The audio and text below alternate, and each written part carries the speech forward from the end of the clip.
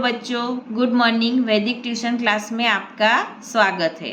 आज हम सीखेंगे सॉलिड शेप्स के बारे में। सॉलिड शेप्स में सबसे पहला शेप आता है क्यूब। क्यूब ये है क्यूब। क्या है बच्चों? क्यूब।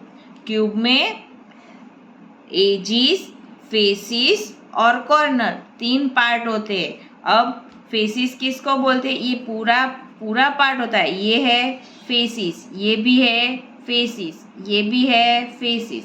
इसी तरह एजिस, तो ये जो लाइन जो है वो सब क्या है?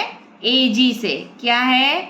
एजी से। और कॉर्नर, कॉर्नर को आप सबको पता ही है कॉर्नर किसको बोलते हैं। ये सब रेड डॉट दिखा रहा है वो सब क्या है?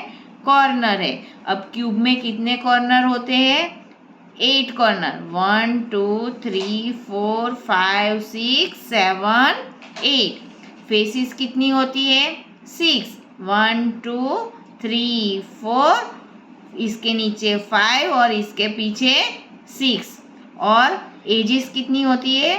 12। तो ये बॉर्डर दिखा रही है, जो लाइन बोला था मैंने, 1 2 3 4 5 6 7 8 9 10 11 12। अब क्यूब के बाद आता है क्यूबॉइड। क्यूबॉइड में भी सेम क्यूब के जैसा ही होता है। कॉर्नर कितने होते हैं? 8। एजिस कितनी होती है? 12। फेसिस कितनी होती है? 6।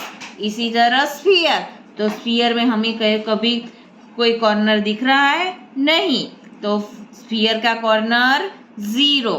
कोई एजिस दिख रही है? नहीं, तो एजिस कितनी हुई? 0।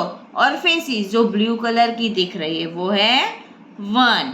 इसी तरह सिलेंडर, तो सिलेंडर में भी एजिस कितनी? 2। फेसिस कितनी? 3। 1 2 और 3।